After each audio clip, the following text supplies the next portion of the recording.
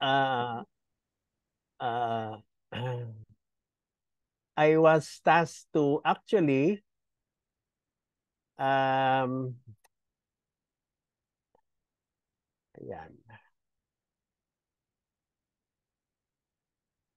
I was tasked to to do this again. Actually, I did this in passing before about chronic kidney disease, no? And oh, anyways, nakikita niyo ba? Oo. Yes, Doc. Pwede mo siyang palakihin sa baba, Doc. May full screen dyan. Okay. Oo nga, full screen. Wala sa baba nasa taas, kaya natatakpan ninyo eh. Wait a Ah, minute. Oo. sige po. Nasa likod nitong uh, oh, de, uh, start. Ni-start ko na sa likod, di ako makastart. Mhm.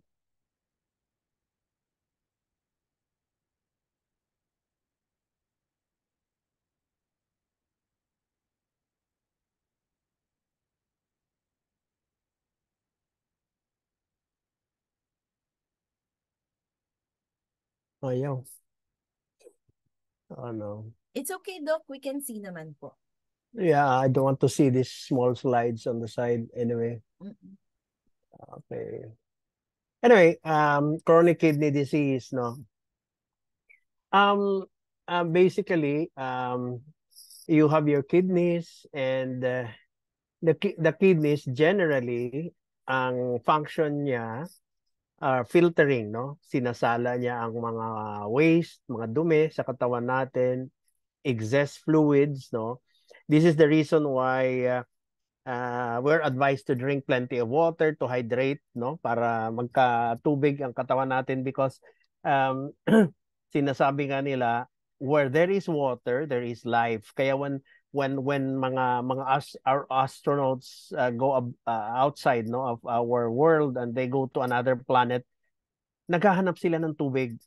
When there is moisture, there is water, ang ibig sabihin nun may buhay, may life. Can you imagine that? So really water is life, no? So we need water. We need water sa ating katawan para to continue to exist, no?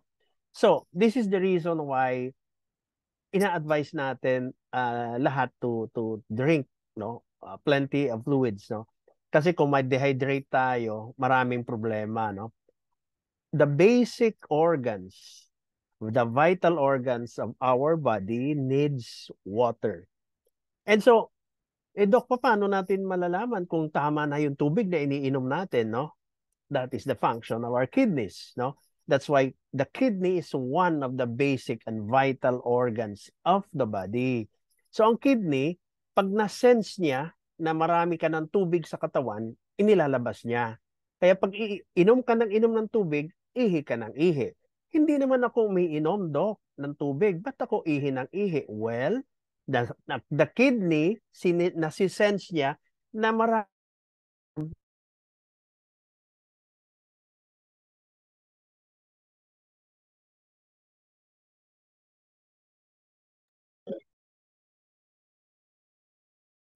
all of this, ina-absorb ng katawan mo, it is turned to moisture, it is turned to hydrate, nahahydrate na ang katawan mo.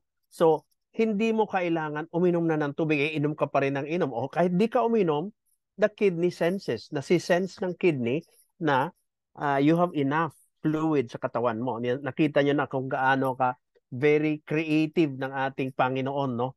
Nag-create siya ng organ that can sense.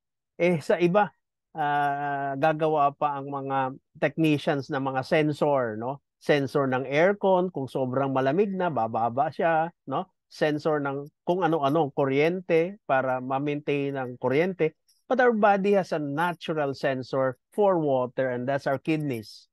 Ang kidney natin, nasi-sense niya na marami ng tubig. Okay? So, ilalabas niya. Kaya ihi ka ng ihi at di ka umiinom ng tubig because you are in that environment. And then sometimes also, mapapansin natin na yung ihi ka ng ihi, hindi naman malamig, di ba? Oh, well, basically, mayroon ka kaya na inom na gamot, no?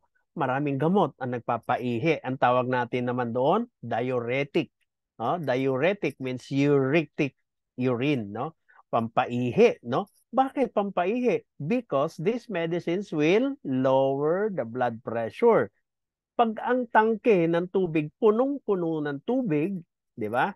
So mataas ang pressure, no? Mataas ang pressure ng tangke na 'yan. Pagka binabaan mo ng tubig ang tangke, bababa ang pressure.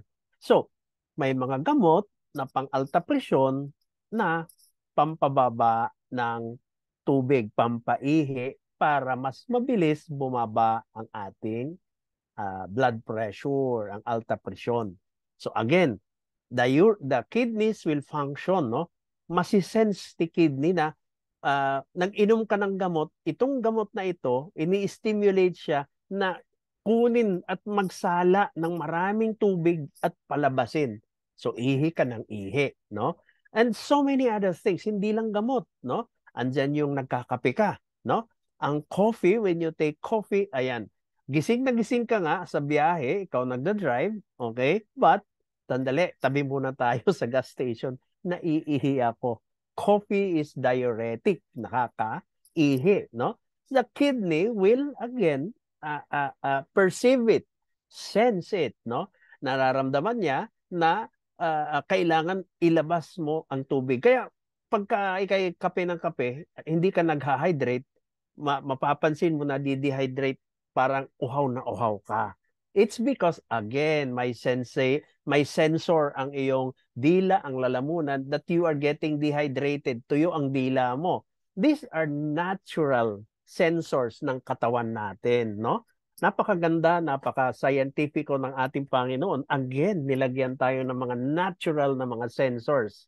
So again, these are so many things that the kidney does, no? Among so many things, ito yung mga nagagawa ng kidney sa pang-araw-araw nitong function. So napakahalaga ng ating kidneys. That's why halaga, very vital. Kaya pag sinabi mo what are the vital organs, aba, kidney comes in number 1. Siyempre, ang puso, no? Number 1 yan. Kasi yan ang nagbibigay buhay, yan ang tumitibok, no? Kada segundo tumitibok ang puso, no? Again, again, to maintain your life, buhay mo, no? You need water balance, that's your kidneys, no? And of course, ito ang nakakaiba sa buhay sa tao against versus mga hayop, because man has a higher instinct, and that's the brain, which is also considered a vital organ, no? Vital organ yan. Kaya sa mga hospitals, pag sinabi na nagkaroon ng multi-organ failure, okay, nag-fail na ang buong organ, ang mga organs mo, the doctor is talking about your vital organs, the heart, the brain, the kidneys, you know, these are the vital organs. And of course, ando doon pa isa ng liver, no? Pero napaka-halaga ng kidneys, which I am going to mention to you, no?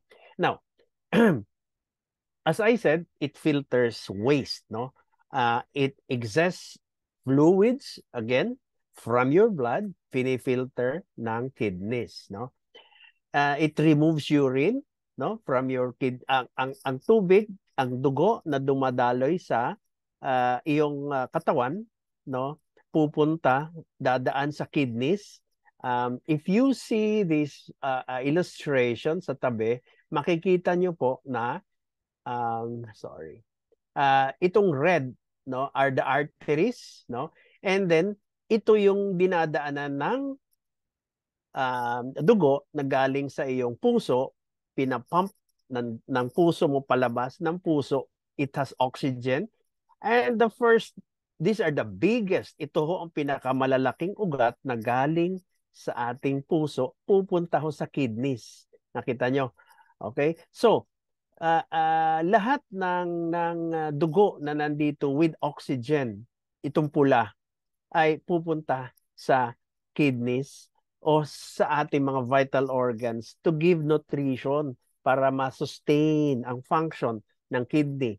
Pupunta siya sa atay para ma-sustain ang function ng atay, no? It needs oxygen. It goes to the lungs, no? Again, another vital organ to sustain the function. Pagdating ho sa kidneys, sasalain niya yung dugo at then yung dugo, aalisin yung mga RBC, kung mga luma na yan na red blood cells, isasama niya sa waste, no? Ilalabas niya yan. Papunta na ngayon dito, nakikita niyo itong orange na ito. Papunta na ito, ang tawag natin, this is the ureters, no? Itong ureter, papunta na ngayon, pababa, papunta sa pantog nyo. Pagdating sa pantog, lalabas na, palabas. These are waste matters, no? So, ang sinasabi natin dito, pag advanced na ang chronic kidney disease, magbe-build up, no? Pagkasira na itong system na ito, pag may problema na si kidney, hindi niya na nasasala ng maayos. Hindi na siya nakaka-function kasi yun ang function ng kidneys, no? Going back to the basic functions of the kidney, ito yun, no? In detail, ang kidneys very powerful, as I have mentioned it earlier, no? The chemical factors na piniperform niya, no? Waste products inaalis sa katawan natin. So malaking tulong yun. Waste products. So isipin na lang natin, sabi ni Doc, ang mga poisonous toxins, lahat ng waste products na hindi na makakasama sa katawan natin, waste nga, hindi kailangan, kaya it's called waste, inilalabas sa katawan. So obviously, everything, it removes drugs from the body, no? Pansinin niyo, pagka kayo'y may kinain na malakas ang amoy, no? Anything, even coffee, pag uminom kayo, pag nagwiwi kayo, maaamoy niyo, parang amoy kape. Yun, no? And let me mention to you also, ang tsaa na sinasabi natin, ay magti-tea na lang ako, mag-iced tea na lang ako, magko-cold tea, mag-milk tea, ayaw ko ng coffee, ganun. Tea has also xanthine oxidase, no? Ano ang xanthine oxidase? It's the same. It's like caffeine. Nakaka-ihi din yun. Kaya diuretic din yun. Ihi rin kayo ng ihi. Now, so let me move on. Maliban sa waste products of the body, drugs na tinitake natin, no?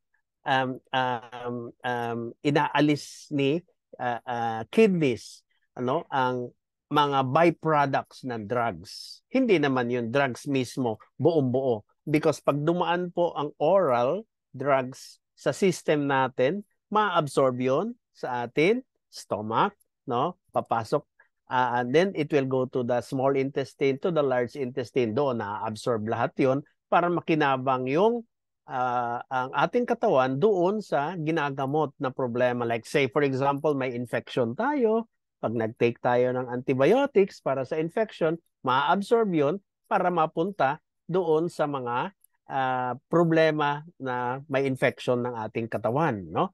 The rest ng gamot ay ilalabas ng kidneys, no? Okay. Now, itong pangatlo, it balances the body fluids, no? Yun yung sinasabi ko earlier, that even if you don't drink water, nasisense, no? Nakaramdaman ni kidneys na ang dami mo ng tubig sa katawan, no?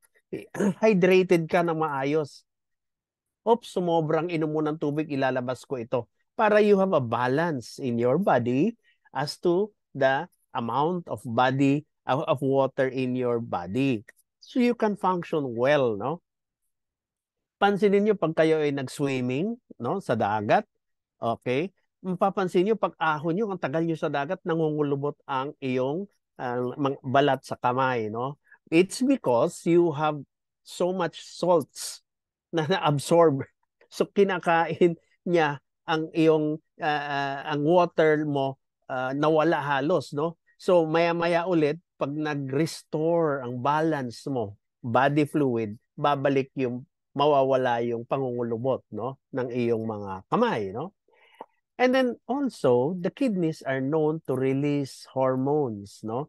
that regulate blood pressure, no? Well, technical na po ito, yung tinatawag natin na angiotensin, no? These are hormones. So ang kidneys natin nagpo-produce ng hormones. Alam naman natin na ang hormones make us function, no? Whether ang ating brain nagpo-produce ng hormones, ang ating adrenals sa ibabaw yan ng kidney, parang ang lapay nagpo-produce din ng hormones, ang spleen nagpo-produce din ng hormones, no?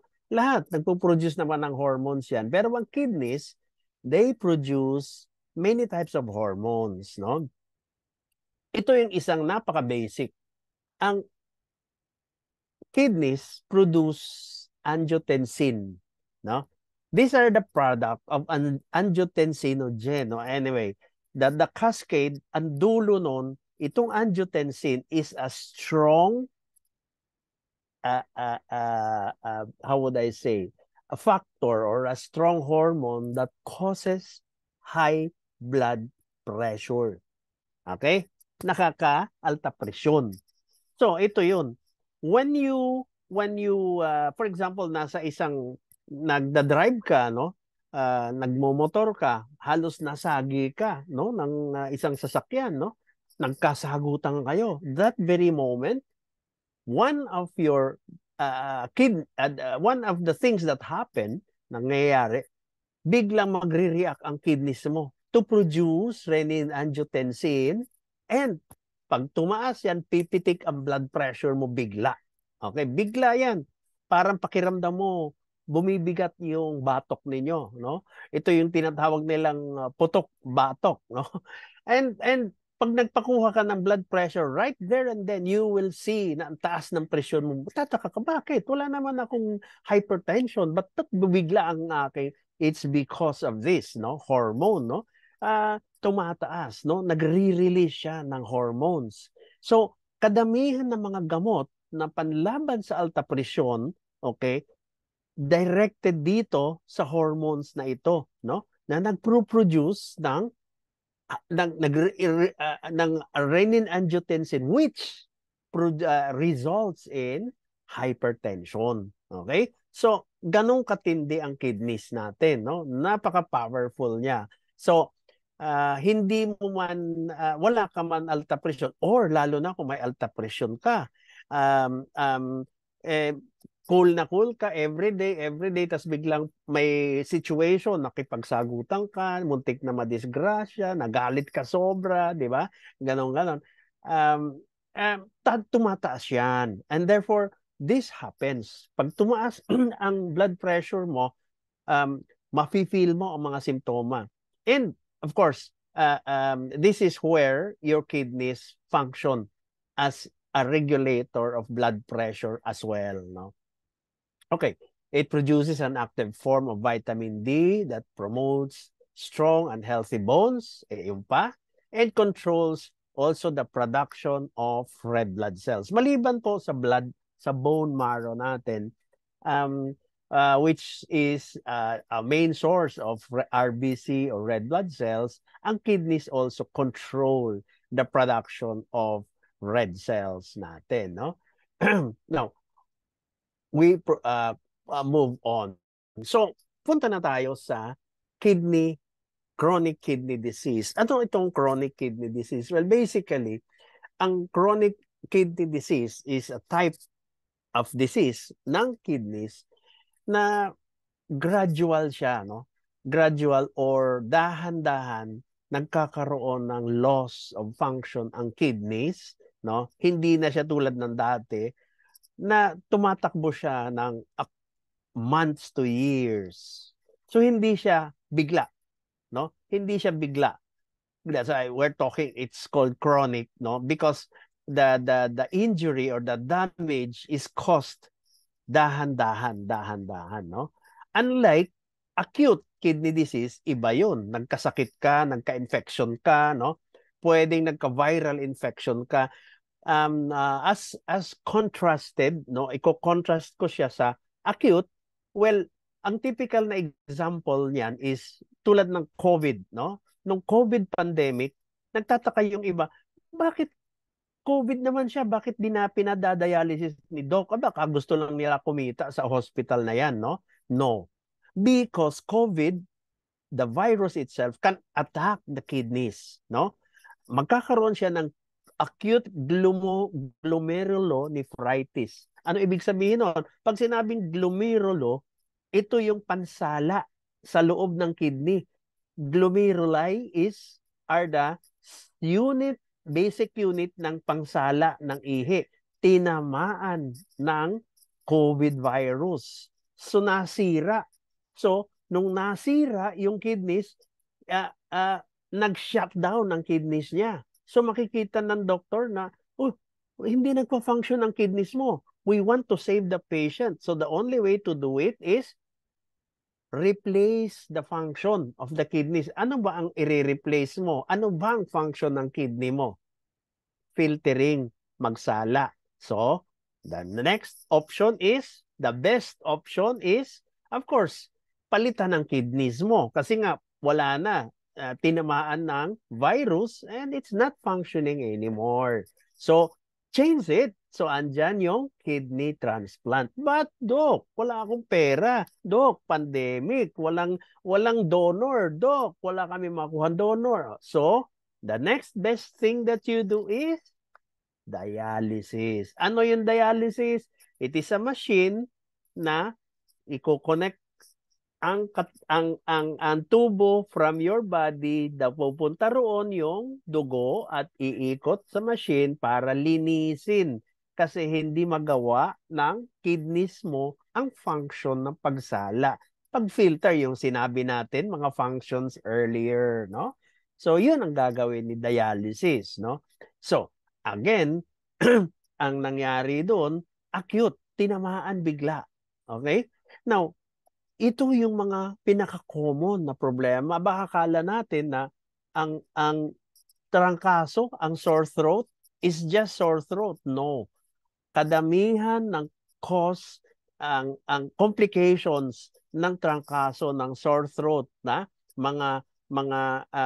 sinasabi nilang influenza, ay wala yan, trangkaso lang yan, wag ka na pumunta sa ospital, lumalala na, hindi gumagaling, ubo pa rin ng ubo. Pagtingin nila, pneumonia na pala. In short, pumunta na sa baga. Pagtingin nila, bakit nagsiswell, no? Namamaga, nagmamana si pasyente na ano lang naman to trangkaso lang. Ay, inaapektuhan pala yung kanyang kidneys, no? Ay, bakit kumakalabog yung dibdib niya, nagche-chest pain siya, trangkaso lang naman yan.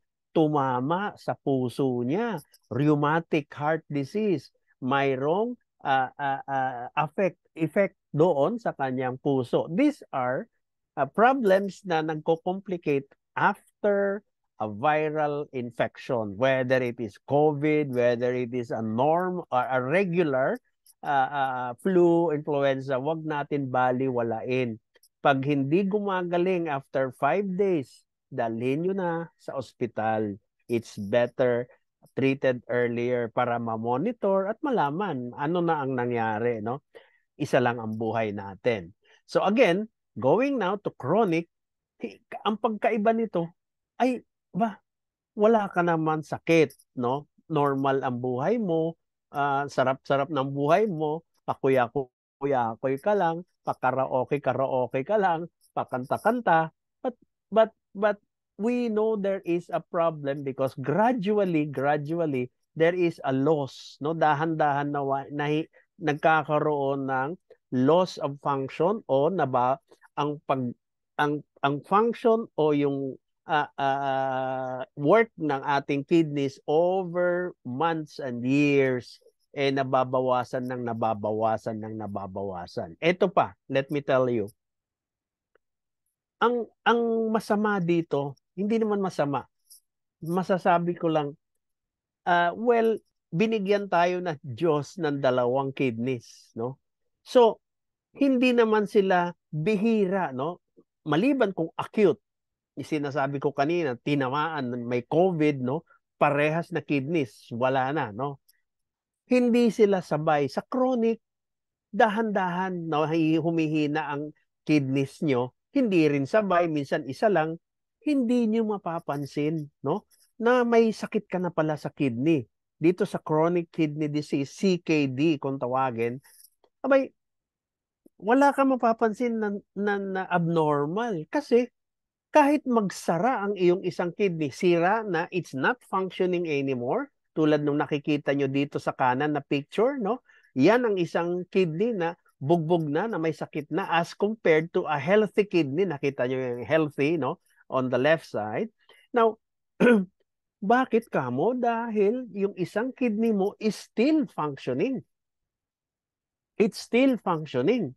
And kahit na kalahati na lang ng isang kidney ha, kalahati na lang, ang kalahati sira na rin. So yung isang kidney mo, sira na lahat, totally. It's not functioning anymore, hindi na nakakatulong sa'yo.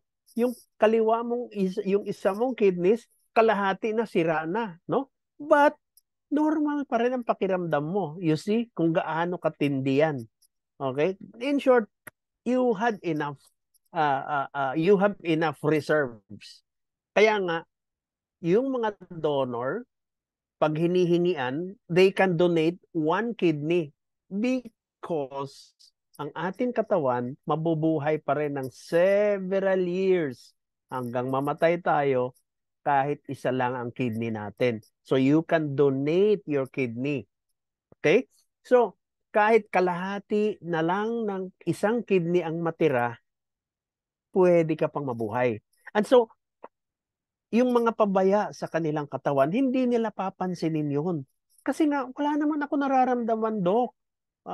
Inom pa rin ako ng inom ng alak. Yosi pa rin ako ng yosi. Okay? Lahat ng mga lifestyle na pang abusado ginagawa mo, wala ka naman kasi nararamdaman. And true enough, this is the reason why we always encourage once you reach 40 pataas na magkaroon ka na ng annual check-up. Blood chemistry, mamomonitor mo na doon. Habang maaga pa, it's faster, it's easier to treat, mild pa lang, as you can see later, according to the staging, no, ng ating chronic kidney disease, no? So, pagka lumalala na ang ating chronic kidney disease, no? Nasira yung isang kidney, wala na totally. Kabilang kidney na nag-umpisa na, masisira na rin, no? Kalahati na lang. So, ano ang mapapansin ko, Doc? Bakit ako tatakbo na sa ospital? Well, basically, andyan na yung mga simptoma mo, no? Sorry. Now, ano ang mga simptoma na ito? Well, basically, ito ang start, no? Sorry. Okay. Nausea, vomiting, naduduwal, nasusuka, no? Sorry. Kita natin yung konti. Naduduwal ka, nasusuka, Dok, baka buntis lang ako. Paano ka buntis, ma'am? Menopause ka na, no? So, basically, these are the pinaka-common. Wala ka naman nakain, hindi ka naman nakainom, nasusuka ka, naduduwal, okay? Sumusuka ka talaga. Tandaan po natin na yung situation na ngayon na nangyayari sa katawan natin, wala na yung isang kidney, ay yung kabilang kidney, kaunti na lang ang natitira. And therefore, hindi niya kaya ilabas lahat ng toxins, ilabas lahat ng waste, ng dumi ng ating katawan para ilabas sa ihi, no? So naiipon. Kumbaga sa imbudo nagkakaroon ng bara. So naiipon po yung dumi sa katawan natin, no? Lumadami. So we are now having a very similar case of poisoning. Kasi toxins, kasi po waste ang dapat lumabas, naiipon sa katawan natin. And therefore, we are having, naduduwal tayo, nagsusuka tayo, wala nang gana no? Loss of appetite, fatigue, no? Ang daling mapagod, nananamlay, no? Nanghihina, no? Hindi ako makatulog. Notice, itong mga problema na ito are very common. Ibig sabihin, bihira mo, hindi mo maiisip na may kidney problem na pala ako. Kasi napakasimple. Fatigue ako, napagod lang ako. Kasi nagja-jogging ako, nagwo-walking ako, nakipaghabulan ako sa jeep, nakipag-agawan ako doon sa MRT, etc. Kaya, and then sleep problems. Ay, naku, mainit lang ang panahon o kaya mapag-isip ako, nakapagkape ako, kaya hindi ako makatulog, no? These are things you always justify, no? Instead of, teka muna, kailangan ko yata magpatingin sa doktor, no? Urinating more or urinating less, no? Sobrang ihi ka ng ihi. Hindi ka naman umiihi, ba't ganun? Inom ako ng inom pero wala naman lumalabas na ihi, di ba? Magduda ka na that there is something wrong doon sa filtration capacity ng katawan mo, no? Then, decreased mental sharpness. Parang ang bagal mong mag-isip, no? Dati, ang bilis. Mabilis ako tawag nito reasoning and all that, no? Ngayon parang hirap ako mag-isip at ang hirap ko pinapaliwanag na sa akin ni Doc, parang nahihirapan ako i-comprehend, no? O intindihin 'yon. Ito yung mga simptoma, no? Muscle cramping, no? Cramps, no? Panay ang nagkakaroon ka ng pulikat, madalas dito po sa ating lower extremities, no? Mga braso, no? And then swelling of the feet and ankles, no? Ba't ganon? Mayroon akong manas. Baka buntis ako. O hindi ka naman buntis. Pero nagmamanas ang aking mga paa at yung aking binti, no? The way to know whether it is postural, no? Ang tagal mo nakaupo, no? Naiipit yung ugat paakyat, hindi makaakyat ang dugo kaya nagkakaroon ng flooding of blood dito sa paa at saka sa binti. And so therefore, nagkakaroon ka ng manas. The way to test it is push it up, no, against the wall, itaas ninyo at maya-maya wala na. Ngayon, that means it's a regular edema or manas, no? And push it against the bone. Kung ito ang paa mo, itulak mo yung manas, no? Press the manas against the bone, no? For a few seconds and then alisin mo ang daliri mo. Dapat bumalik po siya within a few seconds, no? Within 4 to 5 seconds. Pag hindi siya bumalik at malalim pa rin yung tinusok mo, manas po yun. And I'm sorry to say, it is usually, these are common signs of kidney problem. Excuse me. By the way, malaking tulong sa atin ang isang nagmamanas that points to kidney problem. Kung ang manas po niya nasa ilalim ng mata, no? Pag nasa ilalim ng mata ang manas, malaki po ang chance na yung problema ng pinanggalingan yan is sa kidneys. May problema sa kidneys. Huwag niyo ho baliwalain. Huwag niyo isipin, ay, umiyak lang ako kagabi. Ay, baka kinagat lang ito na. Hindi ho. Have it checked, no? Kaysa mahuli ka, no? I will show you later bakit napaka-importante ng early warning signs ng chronic kidney disease, no? Let's go down. Maliban sa pagmamanas ng ating paa, ng ating ankles, no? Dry and itchy skin, no? Ito, isa pang halagang signs, no? Hindi, ano lang ako, tumatanda lang ako, kaya dry ito. Ikaw mismo ang nagja-justify ng mga nakikita mong kakaiba. You're trying to reason out with yourself rather than pumunta kayo sa doktor at magpatingin kayo kung ano ang cause nito, no? High blood pressure or hypertension, that's difficult to control. Okay? Ang alta presyon is madalas a sign of a kidney problem, no?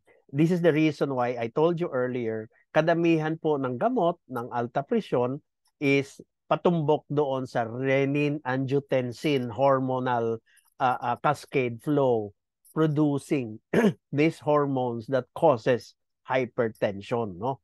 Malaking bagay, marami hong klase ng majority ng mga alta presyon na mayroon ang mga pasyente, nasa kidney ho ang problema.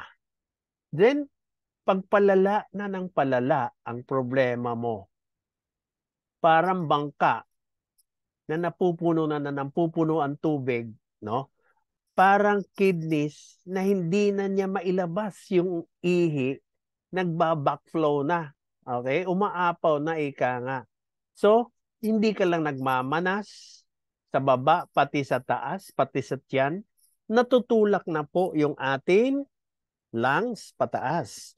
So, paano naman makaka-expand? Pag inhale, hindi mo na ma-expand dahil sa dami ng tubig.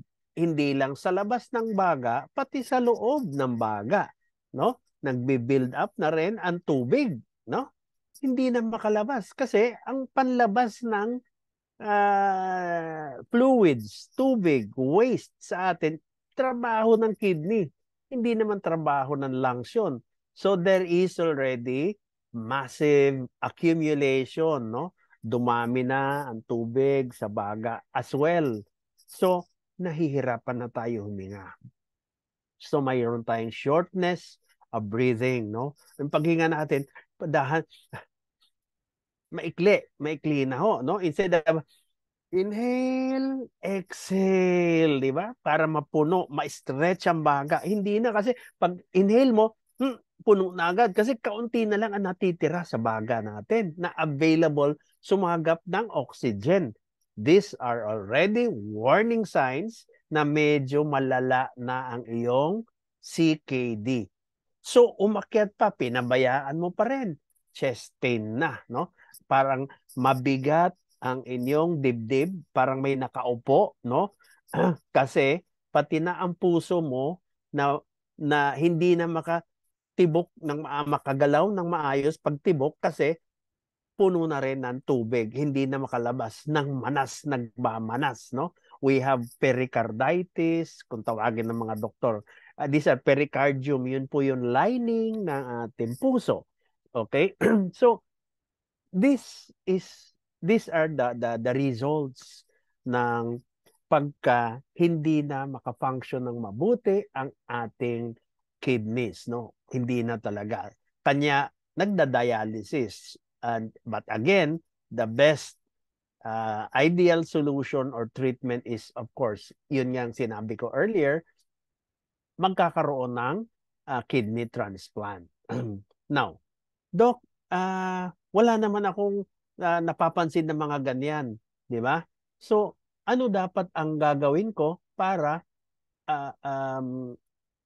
malaman? Baka mamaya malaman ko grabe na pala eh, no? So, ito yung mga risk factors, no? Sabihin pa man natin na wala naman, bata naman ako, Doc eh.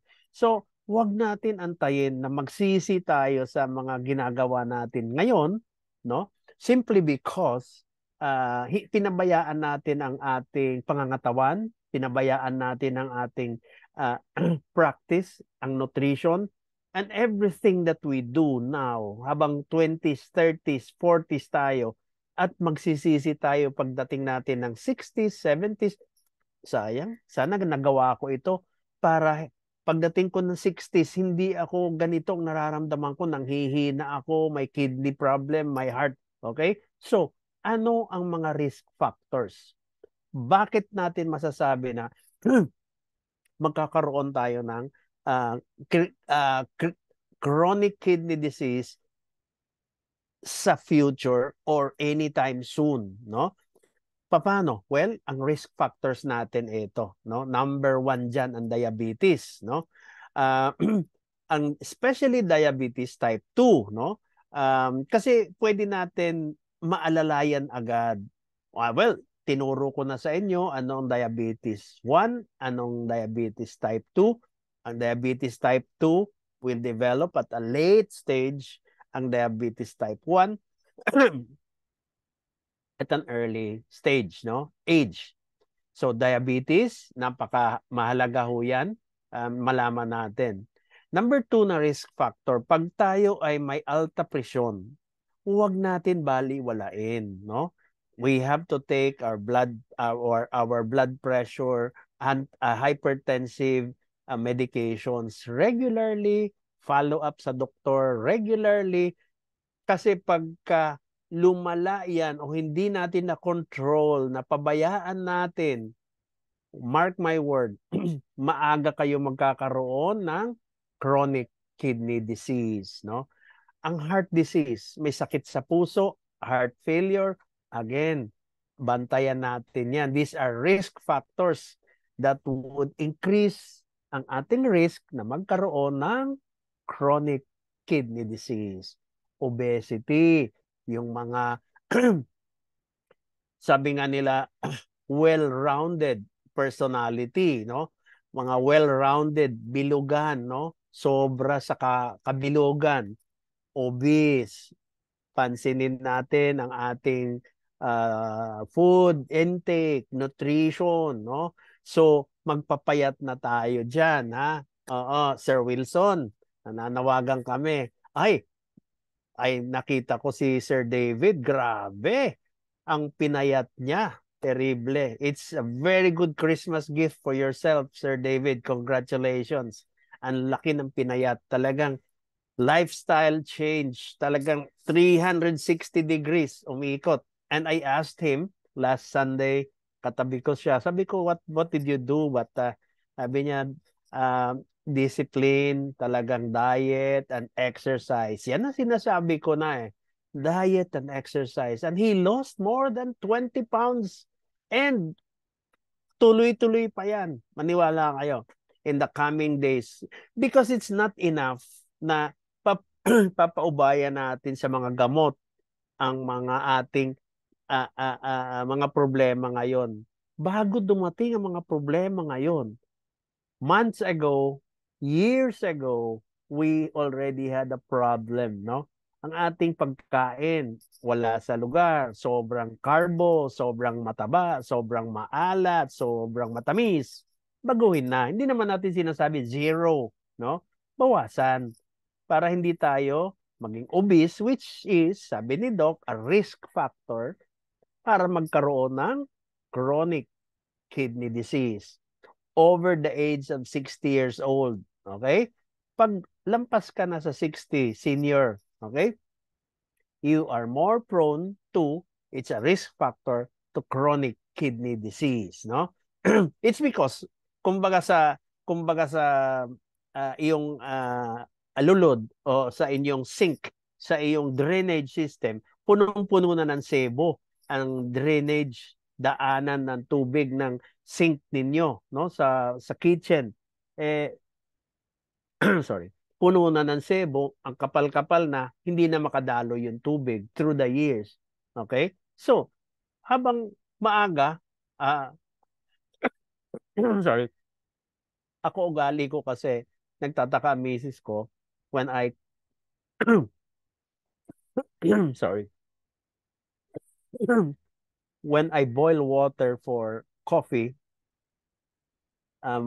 I do brew. I brew my own coffee. O kaya nagpapakulo. Nagmamadali ako. Nagpapakulo ako ng tubig. Magtataka siya, bakit 3 tasa ang pinapakuluan mo? 1 tasa lang naman ang gagamitin mo. Because yung 1 cup I use for coffee, yung 2 cups ibubuhos ko doon sa sink, sa drainage. Parehas lang naman yan. Aabot ng 100 degrees, di ba? For the same amount of, almost the same amount of heat, no? Whether nakagasol ka o nakakuryente ka, pinakulo mo yan, nakinabang pa ang sink mo, nakinabang pa kesa ano tawag nila noon? Yung kanilang sinasuction, yung plehe ba yan, whatever that is, na ginagawa ng mga sewer, no? Naglilinis. At least, hindi na iipunan ng sebo, no? So, my point being, if you do regular cleaning, if you do regular avoid itong mga that will cause, no? Through the years at least, hindi ka nagbo-worry na tatamaan ka ng itong mga problema, no? You have a family history of chronic kidney or a kidney failure, no? Malamang magkaroon ka rin. Pag may family history, bakit ka mo? Dok, bakit? Wala naman sa dugo yun, no? Wala naman sa, hindi naman minamana ang chronic kidney disease. Is it? I did not say that. Remember, doon sa akin definition earlier, it is a loss, gradual loss of function ng kidney. Ang CKD, chronic kidney disease, is a gradual, dahan-dahan. May family history kayo of CKD. Ano yon? Aba, si tita, si lola, si nanay, si tatay nagkaroon. Ang tanong, bakit sila nagkaroon ng kidney failure or ng CKD? Kasi they had so many risk factors na minana. Ano yon? Diabetes, hypertensive. Diabetes, minamana yon.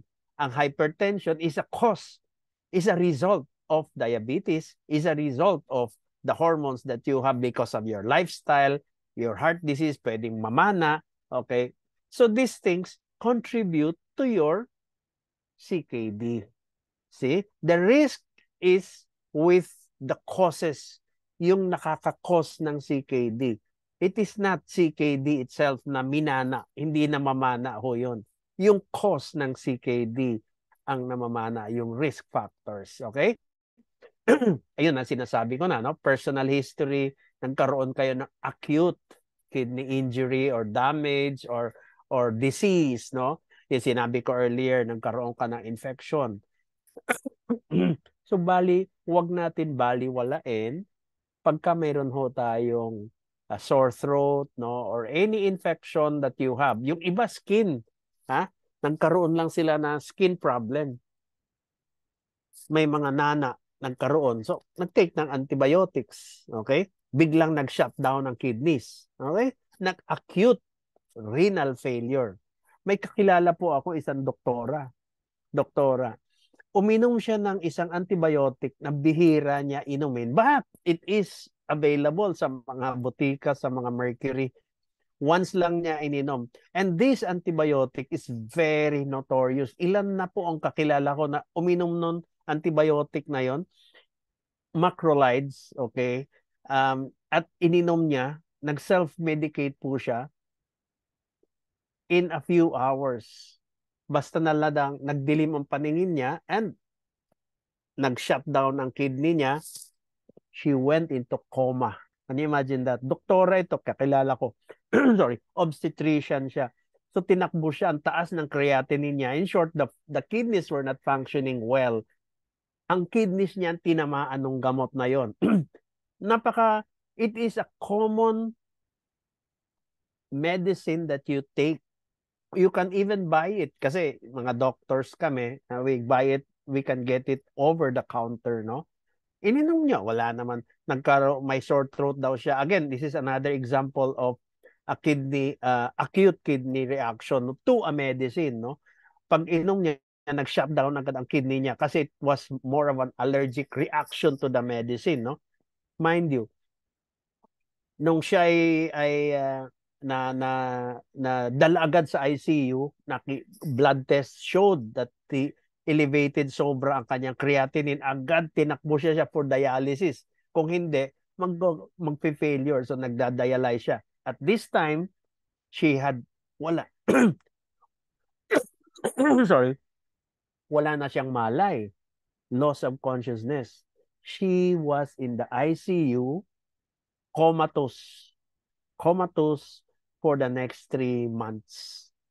Okay? Nag-react lang siya doon sa gamot. So, if you are not used to taking these medications, magtanong muna kayo sa doctor. Once you feel something is wrong, kahit na, kasi first time ko ininom itong gamot, no? Antibiotics and all, something is wrong, takbo nyo na ako sa ospital. Don't wait for anything, no? And mabuti naman, it ended up well. Sabi nitong doktora, siya ang aming nagli-lead permi ng rosary, no? Every lunchtime. And nangako siya from now on, she will be making rosaries for everybody. For everybody. Namimigay siya ng rosary beads. Nung nagising na siya, sabi niya, alam mo, Junji, tawag niya sa akin, alam mo, Junji, nung I was in coma, nakakita ho ako ng bus na dumaan sa harap ko. At yung bus na yun tumigil, sumakay ako. Okay? Nakita ko sa dinadaanan namin, napakaganda ng mga view, mga puno, no? Na ang dahon, para kang nasa Canada, yellow, brown, orange. Ang ganda-ganda ng dinadaanan namin.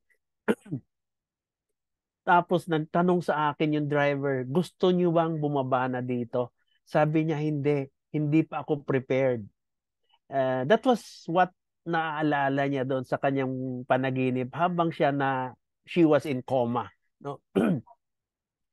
Ang kagandahan no, at nagising siya from coma after 3 months. No? This was a case of acute renal failure. No? Na-dialyze siya tuloy-tuloy hanggang gumanda ang kanyang creatinine, bumaba. In short, the kidney was responding. No? Nagtatrabaho pa ang kidney. Unlike a chronic kidney failure, dahan-dahan nasira ang kidneys mo, kailangan na i-replace. No? So, ito, acute. No? I also know of patients na nagkaroon, may nakikita yata kayo dyan na sa buong katawan nila may mga tumutubo na mga malalaki para mga skin tags, no, sa kanilang balat, no. These are sorry. Nagkaroon din ng reaction ang kanilang kidneys at tinamaan, nag-fail agad ang kidneys, kailangan i-dialysis. Ito mga acute kidney injuries, no. Again, smoking, use of tobacco products, these are risk factors. Isama mo na dyan ang vaping, no? Kasi ang vaping yan ay mga in ngayon na ginagawa ng mga kabataan na instead of smoking because of parang pagbabawal ng tobacco smoking in different areas of our buildings. No? Excuse me.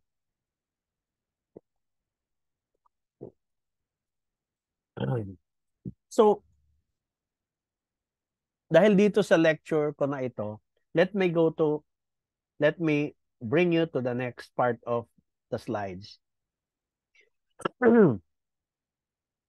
So, the signs and symptoms ng yung mga simptoma ng kidney natin, disease, non-specific. Hindi po siya specifically pagka sumakit ang ngipin mo, may butas ang ngipin mo, kailangan magpabunot, ganon. Non-specific, which means it can be anything, no? The same thing with COVID virus at that time, kung ano-ano, no? Headache, parang may UTI ako, lahat na lang ng, it is non-specific. Hindi po siya pumuturo sa isang particular simptoma lang na pagka may ganun ka, iyon na yung kidney disease, hindi ho. Another caveat is it can be caused by other illnesses. So hindi specific na sakit makaka-cause ng chronic kidney disease, no? So, ito nasabi ko kanina, kidneys are able to make up for lost function. Dalawa ang kidney natin, masira ang isa, mayroon pang isa. Masira ang kalahati nung natitirang isa, pwede pa rin. Kaya hindi natin pinapansin yung mga simptoma na kikita na natin, nagmamanas tayo, okay, nasusukan, naduduwal, loss of appetite, etc. No? So they can, no. Another caveat, no, is you might not develop signs and symptoms until irreversible na ang damage. Okay? So ito ang sinasabi ko kanina pa na wag natin antayin malala na tayo. Kasi well, maaaring wala kang mapansin. Wala kang mapansin. Bibigla na lang yan. No? Bibigla na lang at by this time, malala na siya. Wala na tayong magagawa. No? Or kung may magagawa man, dialysis na lang ang papuntahan natin. Now, Doc, pagka nagkaroon ba ng chronic kidney disease, malala yun? Hindi. Kasasabi ko, maraming stages yan, no? Early hanggang sa late stage, no? Ano ibig sabihin nun? Well, basically, pag pumunta pa, hindi po ako espesyalista sa kidneys, no? But if you go to a nephrologist, nephro, sorry, nephro is about kidney specialist po yun. Pag pumunta po kayo doon sa kidney specialist, madalas, pag sorry, pagka nagdududa po sila, they doubt or they suspect that you might have a chronic kidney problem or a kidney disease, magre-request po yon ng GFR determination. No? Ngayon, pagka ang GFR mo is 90 or higher, okay, stage 1 po yun. Okay? That means you have mild kidney damage and the kidneys are working as normal. Okay? May damage na nag-uumpisa. But, okay, mild lang and nag-uumpisa na normal ang pakiramdam nyo. Pag stage 2, 60 to 89 ang value ng GFR nyo. No? Kaya, pwede nyo ito screenshot at pagka mayroon ho kayong mga customers or potential buyers na hindi ko alam kung may kidney disease ako. Ano ang GFR mo? Ayan, pag pinakita nila ang GFR, ang result ko 60 to 89, ay ma'am, may mild kidney damage na kayo. Okay? Magtawag-work pa rin naman ang kidney.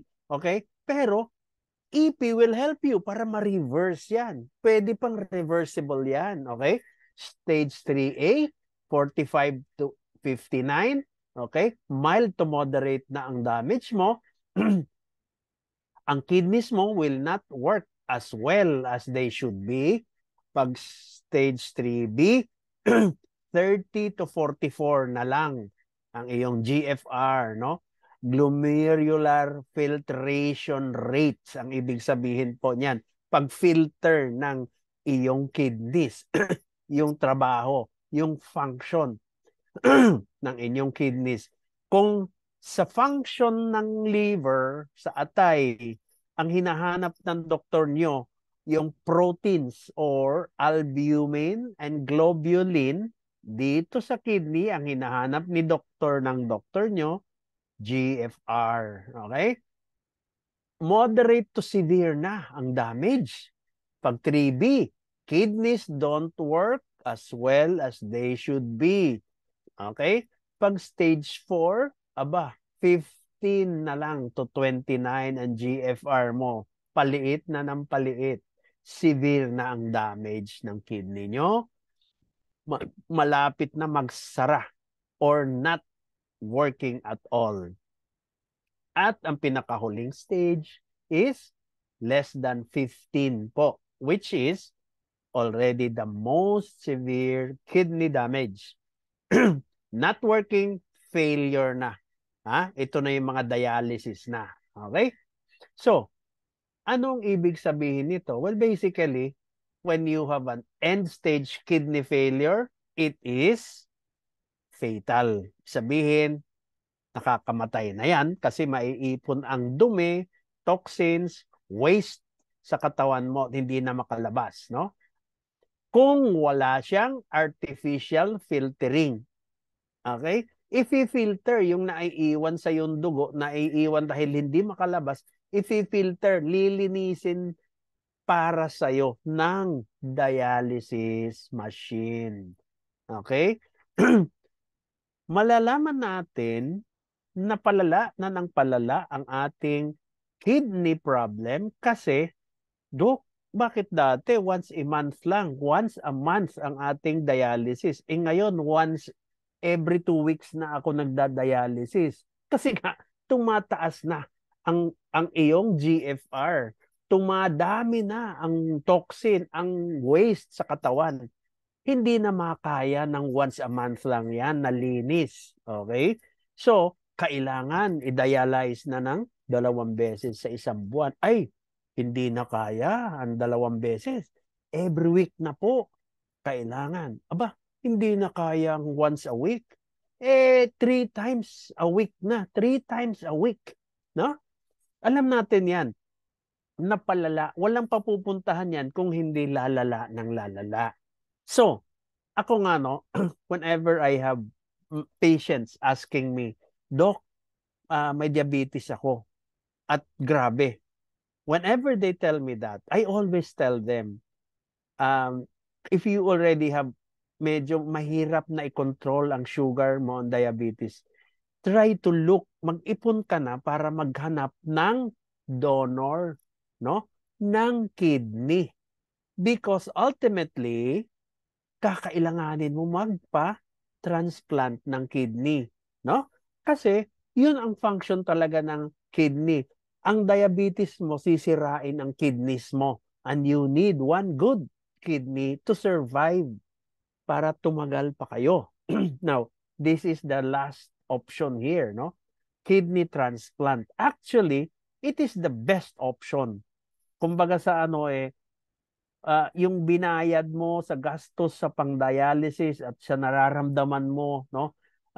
Every time nagda-dialysis ka ng hihina and you feel like, you don't want to go on anymore, is much better to have an option of kidney transplant, no? Marami ang nangyayaring ganito. May isa akong kakilalang anesthesiologist ko. Ang bata-bata pa niya, 40 years old. 40 years old na anesthesiologist ko. Varsity player ng basketball sa amin sa UST Medicine, no? Varsity player, athletic, no? 40 plus years old pa lang siya. Nagkaroon ng acute renal disease. Yung sinasabi ko acute, hindi chronic ha, acute. Nagkaroon ng viral infection, tinamaan ng kidney. I tell you, kahit doktor, walang exception sa ganito. Nung tinamaan, abay, dialysis siya ng dialysis. So everybody was depressed, including the family. Siya yung breadwinner eh. Okay? Now, so, sino ang kanyang, alam niya agad eh. Automatic sa amin eh. We always go to the bottom line. Ang bottom line nito, sira na ang kidney ko. Ang dialysis, pansamantala lang yan. Ultimately, hindi na makakayanan ng kidneys ko ang kailangan na magpalit. So, immediately, ang kanyang nagpahiwatig siya sa kanyang pamilya na kailangan ko ng donor. Napakaswerte niya. Yung sister niya, younger sister niya, donated her kidneys. Walang bayad, nothing, kuya, mahal kita. Bibigay ko to. And transplant sa kanya. The other month, I think about 2 months ago, siya nag-anesthesia sa pasyente kong inopera. Sabi niya, pare, congratulate mo naman ako. Bakit ka ako? Abay, naka 10 years na ako with my kidney. No? Hindi ko ni-reject. And I've been living well, na masaya naman kami ng pamilya ko. Maraming salamat doon sa aking sister who donated her other kidneys. Ito talagang pinaka-ideal po na ibibigay sa'yo ang kidneys kahit pabilhin mo. Okay? Because ang sibling, kapatid, kapatid mo, is the best donor. Hindi mo i-reject. Kasi doon nagkakaproblema sa rejection eh. Although marami na po ngayon na mga gamot na anti-rejection. Kaya ang daming successful na ngayon na mga transplants. Napaka-successful na ng mga transplants. So I'm telling you, dialysis is just a temporary treatment. Huwag natin isipin na yan ang treatment ng kidney failure. Hindi. The real treatment is sira ang kidney, palitan ang kidney. Okay? Unlike sa ibang part ng katawan, liver, nasira, toma, okay, alcoholic, nasira, no? Ang kidney, ang ating liver, because it's the first thing that the alcohol goes to, sira ang liver natin. So what do? Transplant? O, dami kayong kakilalang nag-transplant. Now, very prominent A very prominent personality is of course si Senator Rene Cayetano, no? Ang kanyang liver i-donate pa ng kanyang anak. Okay, I think it was Lino Cayetano who donated the liver, but it didn't work, no? He's still succumbed, no? Namatay pa rin siya because of that. Ang kidney ho, napakaganda ng results. Okay? Napakaganda ng results ng transplant. Kaya ngayong Pasko, alam nyo, kung kayo ay may mga wala na mag-invest kayo, mga kapatid nyo, bigyan nyo ng maayos na regalo para pag kayo ay humingi ng tulong sa kanila, kuya, ate, I need your kidney, please. Oh, at least maging mabait kayo because one day you will need the help of your siblings. And these are the best choices. Eka nga. So, balik tayo. Ano ang main treatment, no? The main treatment is not is always in preparation, no? Sabi ko nga kanina, it is a chronic, long-standing. Matagal na po siya, gradual yan, dahan-dahan eh.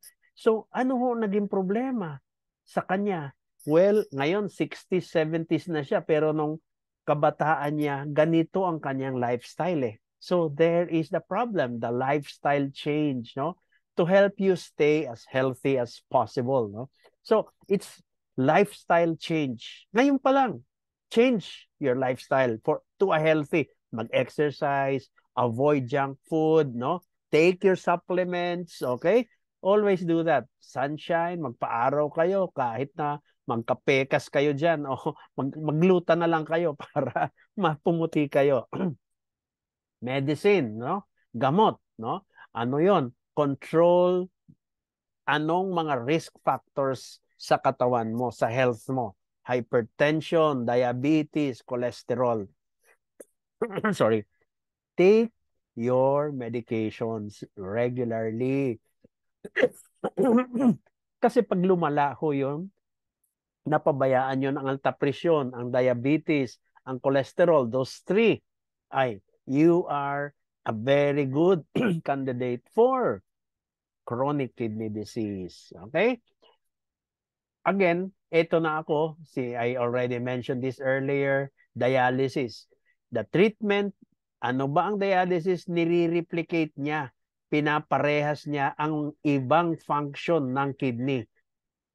Anong ibang function ang sinasabi ni Doc? Well, ang basic function ng kidney is filtration, magsala ng mga toxin, ng waste, di ba, sa katawan. Yun ang dialysis. Hindi ko sinasabi, yun lang ang function ng kidney. Earlier, I mentioned to you, di ba, it produces hormones. May mga hormones na pinoproduce ang kidneys. Dialysis will replicate o kunyari, wala ng function ng kidneys, filtration, si dialysis will be doing this for your kidneys. Especially pag nasa stage 5 na po at nag-fail na po ang kidneys natin. And of course, ito, kidney transplant will be necessary in advanced stage 5. Okay? Yan ang problema lang sa atin na I'll be honest with you because I've helped some patients, no. Ang iba kong mga pasyente, may mga kalaro ako, I play badminton, no. May mga kalaro ako na mga doctors, no, who iba-ibang specialties, may mga nagta-transplant ng kidneys kaya alam ko even mga gastos magkano inaabot, no. 1 million, 1.5, 1.2 whatever. At saka doon sa mga donors kung magkano ang binabayad, no. Then the problems with this is donor permi ang hanapan, and ang haba-haba ng listahan na nagpapalista, okay, to get a donor. Diyan nagkakaproblema. Kahit gusto mo, may naipon ka pang gastos pero wala kayong makuhang donor. Believe me, that will be your problem once you get to have you will need a kidney transplant. Yan ang magiging problema. Donor. Okay? So, Okay. Now, punta naman tayo sa stem cell. Ano naman ang magagawa ng stem cell? Well, basically, ang mesenchymal stem cells will offer a promise in treating kidney disease. And it is because of their ability to differentiate. Alam na natin ito, napakita ko na sa inyo before. Ano ang nangyayari sa stem cells oras na nag-differentiate, pumupunta, nagiging kidney cells, okay, potentially aiding doon sa kidney repair. And this is basically seen when you have patients who undergo especially IV or stem cell therapy, no, sa ating mga pasyente. Now, bakit? Because mesenchymal stem cells have anti-inflammatory, immunomodulatory effects. Okay? Alam na natin ang anti-inflammation, no? Ang immune system, sinabi ko na yan, no? Earlier, pag nag-strengthen ang immune system natin, it is very crucial or critical sa ating mga kidney disease progression. Pagka magandang immune system natin because of our supplements that we take, then ang pag-progress ng kidney disease babagal. Okay? Mas magtatagal ang buhay ng kidneys, ang function ng kidneys. Again, regeneration or the capacity to rebuild itself, no? The damaged kidney tissues may differentiate into renal cells. Sorry. And itong mga other factors na nagsisecrete, factors that would enhance the survival of kidney cells to aid doon sa pag-repair ng kidney functions. Okay. Now, ano pa ibang mga ingredients, active ingredients na elixir placenta that would help, no, sa ating mga may chronic kidney disease? So basically, ito, no? Ito, ang dami nito. These are all helpful. Rhodiola, our grapeseed extracts, these are all anti-inflammatories. Ang olive leaf extract, anti-inflammatory as well.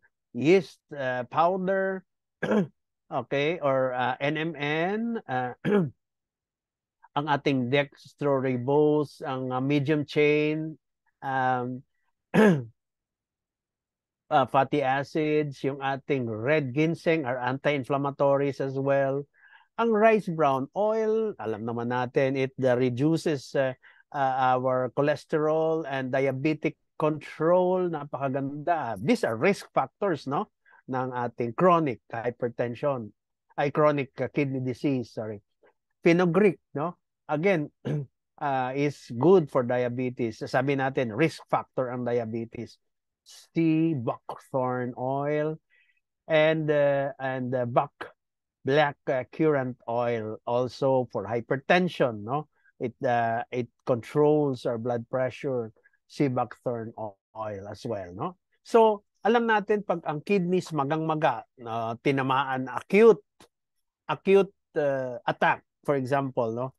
Tinamaan because of a viral infection, because of an infection sa balat, because of a reaction, no? Tandaan natin, ang allergic reaction sa gamot, sa pagkain, no? Pag sobra, we call it severe allergy. Pwedeng tamaan ang kidney natin at mag-lockdown, no?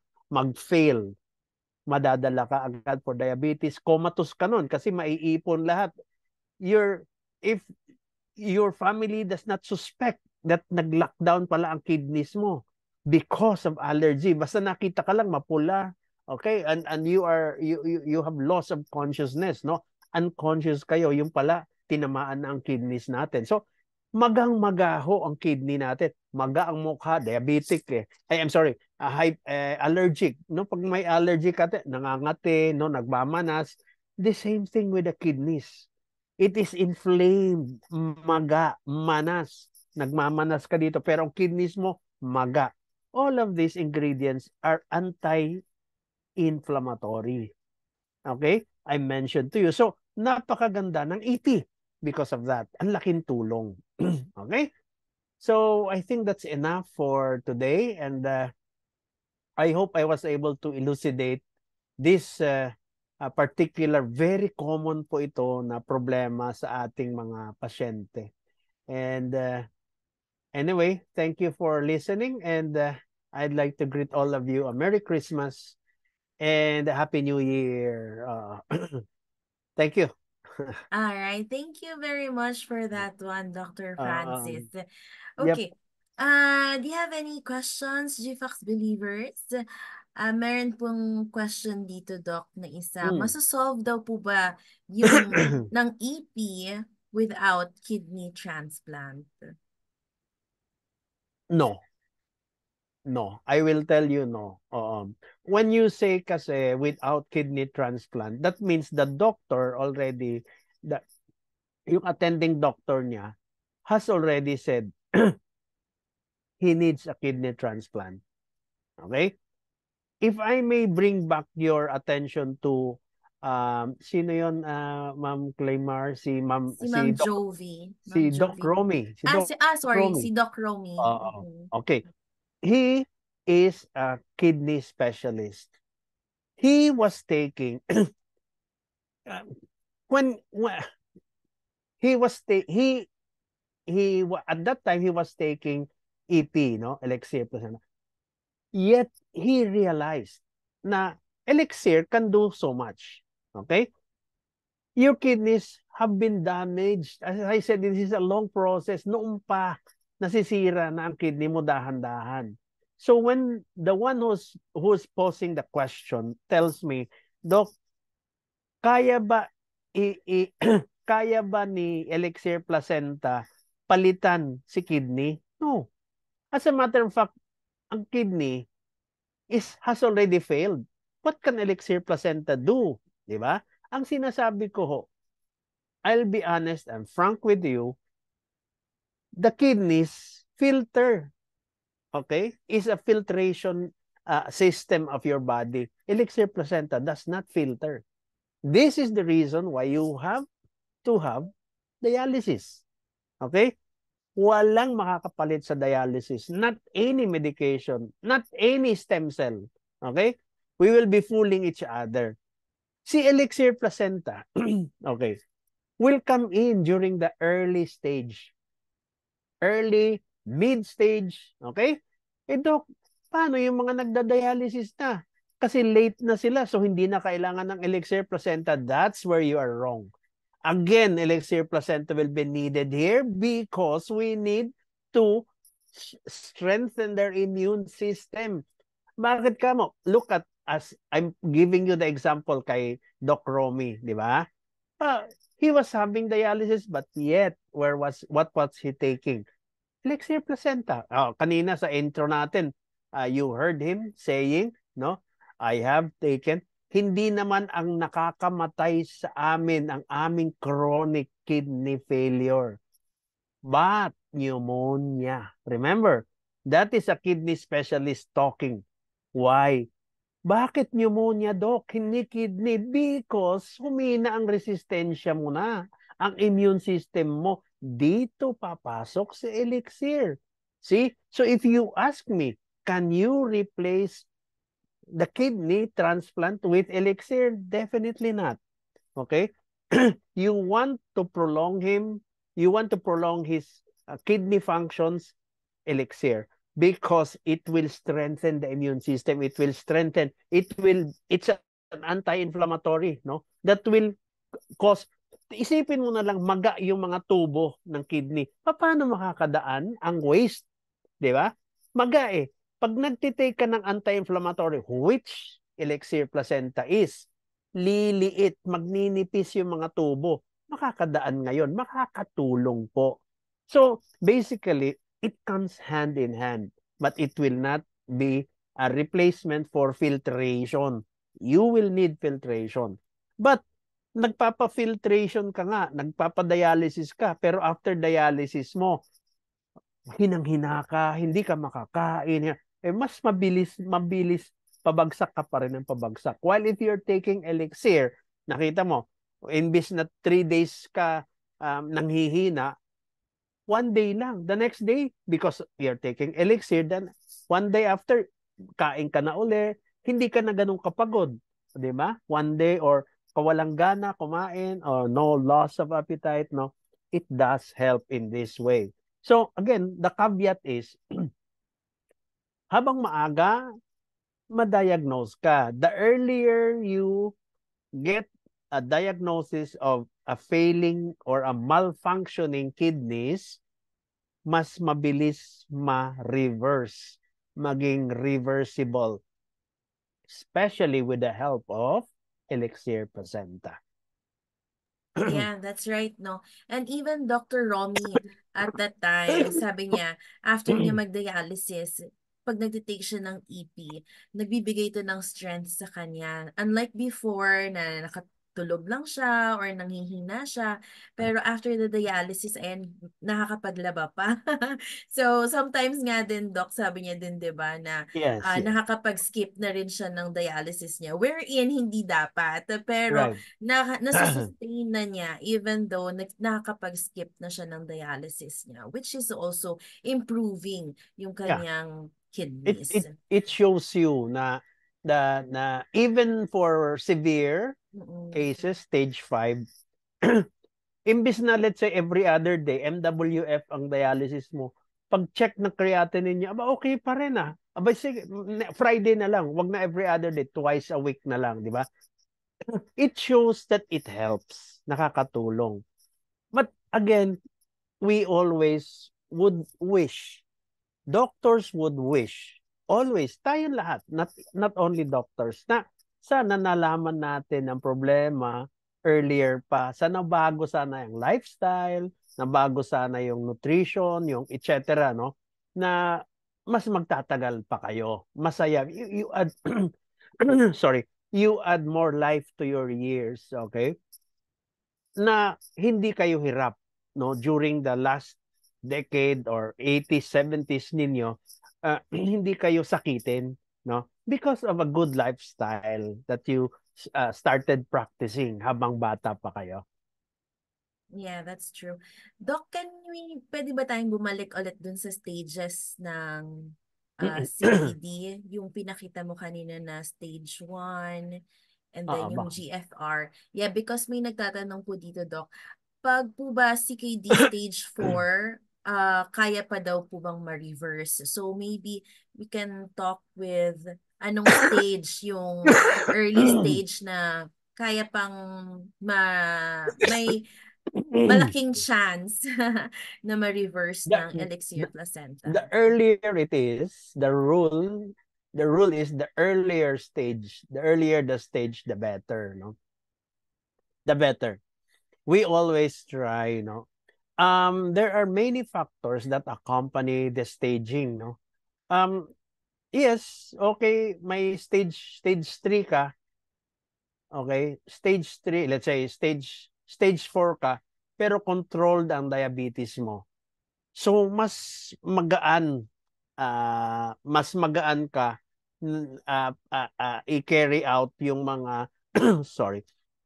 Mas magaan ka dalhin ng iyong doktor. But even if you have 3A, pero severe, uncontrolled diabetes, overweight ka, obese ka, di ba? Nagpatong-patong na. Mayroon kang smoker ka, you have diabetes, you have a lung problem. Wala. Mahihirapan pa rin, no? Ang elixir or any medication, anything. So it is always a conglomeration or a mixture or a combination of different factors, no? The staging is limited to GFR result, no? It's important to also look at the other comorbidities that you have, okay? Stage 4 ka, pero you don't have hypertension, okay? Stage 2 ka nga, ay severe hypertension ka naman, di ba? Uncontrolled, grabe, hindi mo ang taas, 230, 220, di ba? Mahihirapan. Kahit sinong doktor, kahit anong supplement, kahit anong elixir, even if you go the maximum dose, no? Because sasabihin nyo lang, sabi ni Doc, pag nag-take ka ng 4 or 5 tablets every 3 times a day ng elixir, gagaling. No, no, no. Marami hong factors involved dito. We are showing you the stage of CKD according to GFR. We are not showing you, ang pasyente may have, I said, a high GFR, okay? Dito. Pero, grabe ang diabetes niya. Uncontrolled, nag-i-insulin, di ba? Ang hypertension niya, obese. Actually, may tawag kami doon although these are highly technical, but if you have an obese patient, sedentary, sobrang anlaki ang sugar niya, di ba? Ang hypertension niya, di ba? Mahirap 'yun. Kahit pa stage 2 ka lang, mabilis kang tatakbo papuntang stage 4. Mabilis 'yan, maniwala kayo sa akin. But even if you are in stage 3, if your weight is okay, no? Hindi kayo overweight or hindi kayo obese, ang diabetes mo is well controlled, especially your hypertension, ang ganda ng lifestyle mo, okay? You exercise, gulay-gulay and all, no? Plus you're taking your supplements, plus you're taking EP, di ba? Baka ilang dekada na nandiyan pa rin kayo sa stage 3, di po ba? You don't progress fast to stage 5, to end stage, and then require kidney transplant. So again, it is always a combination of so many factors. I'm just showing you this particular slide, which is very helpful sa staging lang. Okay? Now, according to this staging, it will still be influenced by the different factors, no, that come with the patient, no? Paano kung mahirap yung pasyente mo kahit pa siya nasa stage 2? When I say mahirap, walang pambili ng gamot. Di nagwala ang diabetes. Okay? Nagwala ang iyong hypertension. Okay? So, mas mabilis po ang progress, and no supplements, no procedures will help you, but be ready for a dialysis treatment. Yeah, that's true, no? So it's not really black or white. There are other factors Yes. considering to that one. Uh, Another question here, Doc. Okay lang to po ba sa may solitary kidney ang elixir placenta? yeah. Mm-mm. All right. Another Wait question. Yeah, a sorry. minute. Solitary means isa na lang ang Yeah. kidney niya. Yung bang isang kidney is kanya o transplanted kaya? Sa tingin ko kanya yon, inalis na yung isa, or hindi inalis pero non-functioning na siguro. So okay naman. It's not it's not a contraindication. Hindi naman porke isa na lang ang kidney, hindi ka na pwede mag-take ng supplements, no? Hindi. Ang ipagbabawal usually sorry, ang pinagbabawal sa isang kidneys mo is of course nakita nyo yung risk factors na flashed on one of my slides, no? Because itong risk factors would hasten your deterioration ng iyong kidneys, no? And ng iyong chronic kidney disease, no? So yes, pwede naman, wala namang problema if you have a solitary kidney. All right. Follow up on that one, Doc. Ano daw po yung mga foods na dapat i-avoid kapag meron ka ng CKD? Balik ka doon sa ating risk factors, no? Anything that would worsen diabetes, anything that would worsen hypertension, anything that would worsen cholesterol elevation, alam nyo na yan, no? Ang doctor nyo would tell you, no? Low salt, low fat, low carbo, mga foods, no? Oo. Kaya yung mga maaalat, okay? Yung mga junk food, okay?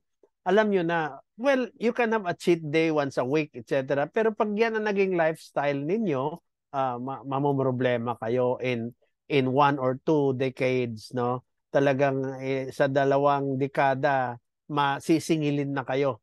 Nag-enjoy ka ng ilang taon, 2 years, pero ilang dekada, mahihirapan naman ang katawan mo for the next years to come, no?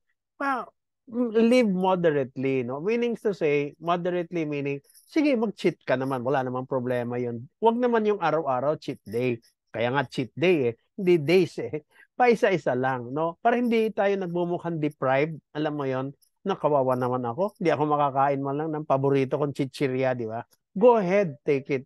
Huwag mo lang gawin lifestyle yan. Don't do it every day, no? Be more conscious of yourself, especially kung marami kang namana sa pamilya mo, no? Nakamana ka ng diabetes, nakamana ka ng hypertension, no? Kung ano-anong namana mo. Namana mo yung sorry, yung genes ng mabilis medyo lumaki, no? So lahat nito are risk factors again, no? Not only for kidney diseases but everything, to heart disease, to hypertension, to lung problems, everything. So mag-isip-isip ka. Paano si nanay, si tatay pumanaw? Paano si lola, si lolo pumanaw? Nahirapan kami. Nakita ko paano sila naghirap. Gusto mo ba yan din ang sapitin mo? Gusto mo ba iyon ang gawin, mahirapan yung mga anak mo na dinadala ka, wheelchair ka sa mga dialysis? Di ba parang ayaw ko silang bigyan ng pabigat, di ba? Ayaw kong maging pabigat sa kanila na minumura na ako or hindi na ako pinapansin, hindi ako dinadalaw, baka, these things happen. Believe me, nangyayari po ito hindi lang sa sine, pero even in normal life. Don't let's not put ourselves in a situation na magkakaroon tayo ng mga problema in the future, no? Because mahirap man sabihin, may mga sariling pamumuhay na ang ating mga anak magkakaroon. They will have their own families. And siyempre, ang kanilang priorities are their children as well as your mga partners nila. Kahit pa natin, hindi natin sila pwedeng maobliga na, please take care of me. Hindi.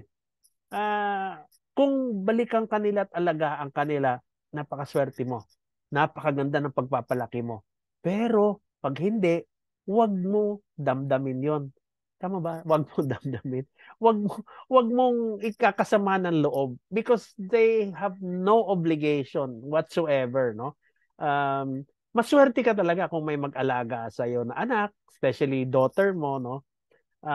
Which is bihira kung daughter-in-law, daughter talaga. Pero this will be avoided sana if you have a good lifestyle, as I mentioned earlier. So again, salty foods, high cholesterol foods, it's not only the diet, ha? Sinabi ko, ha? Lifestyle, exercise, okay, ha? Galaw-galaw para hindi pumanaw, alam niyo yun. The usual natin, plenty of water, plenty of exercise, inhalation, punta kayo sa park, no? Magpahinga, kayo, mag-push up, stretching, mga ganon.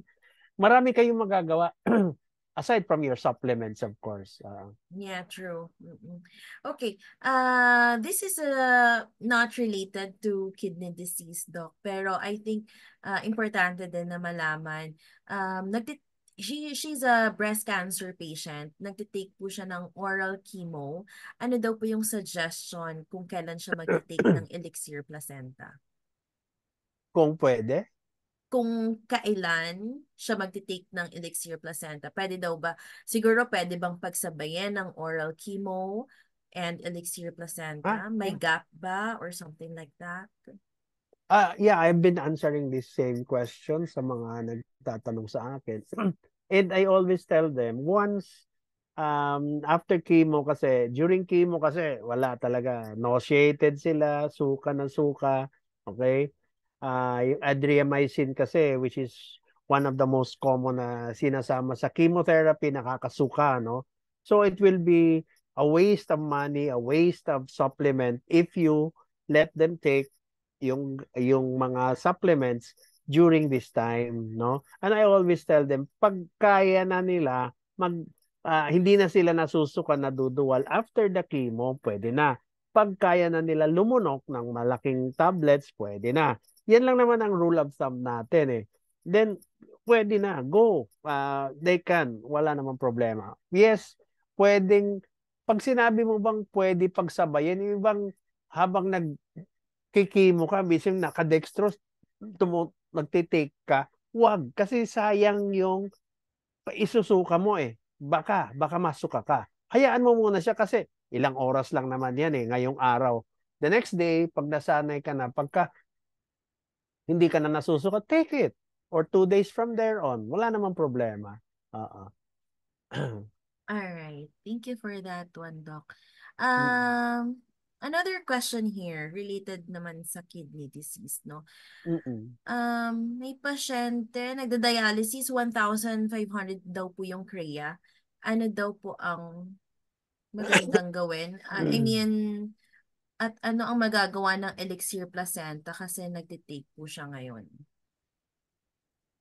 Hindi ko na I think the dialysis. questions is about creatinine levels, Doc. Is it okay kapag mataas yung creatinine to take Elixir Placenta? Maybe parang ganun po yung questions. Okay naman. There is no contraindication naman. When to take Elixir Placenta, it's not hindi it should not be a problem, no. Hindi yon problem. Creatinine level elevates because of the kidneys. The kidneys non-functioning, no. So basically, it's not about Elixir Placenta. It's about the kidney itself not functioning. So wala namang problema doon if you take Elixir Placenta or any supplement of that, no. Whether or not uminom ka ng Elixir Placenta, tataas ang creatinine mo kung may problema ang kidneys mo. So, nung panahon noon, wala pang Elixir Placenta, that was the same. The problem is still the same, no? Creatinine mataas because the kidney is getting worse. Getting worse, pataas ng pataas si creatinine. Ngayon na nagkaroon na ng Elixir Placenta, it will not matter at this time, no? Even if you take it, the problem is still the kidney function. But what changes the game changer that we have been mentioning is at this point, this particular supplement makakatulong. Okay? Because as I mentioned earlier, anti-inflammatory, di ba? The components, no? It helps in diabetes, it helps in cholesterol, it helps in hypertension. Ano pa ba di ba?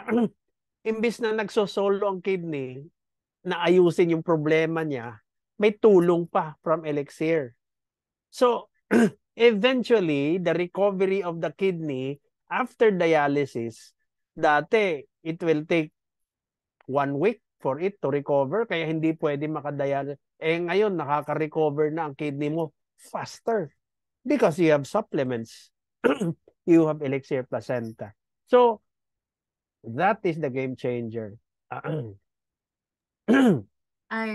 Okay, I think that would be all for this afternoon. No, so magkita-kita po tayong ulit sa January na. We already took note of the questions that you have here.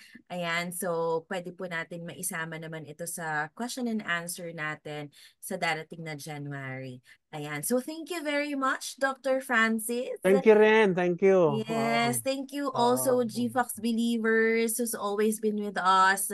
No, yung mga questions po natin, they're all valid, no? And maganda yan na nagkakaroon tayo ng interaction wherein we're also seeking advices para sa mga clients po natin. And hopefully, no, we're really hoping that Elixir Placenta can be really a part of their treatment, a part of their supplement, wherein it can really help them, no? Dahil ang CKD, sabi nga ni Dr. Francis kanina, irreversible na rin naman talaga siya, no? But Elixir Placenta can really help with the symptoms and at the same time how we can recover from the dialysis that we have. Okay, so that would be all, GFox believers. Have a great Christmas. Have a great holidays. Ayan. And hindi pa tapos ang taon. Push and push pa tayo, no? And let's meet a greater heights this December. That would be all. Thank you, Dr. Francis. Thank you. Love you all. Hoy, Merry, ingat Merry kayo. Christmas. Dahan-dahan ang kain sa Christmas, ha? Totoo. Hoy, maaalat. Hoy, ha? Climar, ha? Ma'am Climar. Dahan-dahan ang Maingat. kain. Oh, Tingnan mo naman ang aking boses ngayon, Doc. Oo nga. Kailangan mag-ingat dahil uso na naman ang mga sakit-sakit. Ay, sinabi mo, baka naman kaya ganyan ang boses mo. Panay ang pangangaroling mo. Sobra, sobra. Oo nga eh. Grabe na ang pangangaral ng pakakanta. Nasobrahan. Ayan. So, kailangan din magpahinga-pahinga din Mga tayo. mga ano, keso at hamon, dahan-dahan, maaalat sobra 'yon. Sabihin niyo kung sino Totoo. meron sa inyo, ipapagrab ko na lang papunta sa bahay.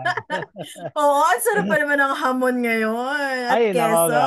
Nako, mga Sobra. paletson. Ngayong Ay, Christmas. Nako, ayaw ng kidneys natin yan.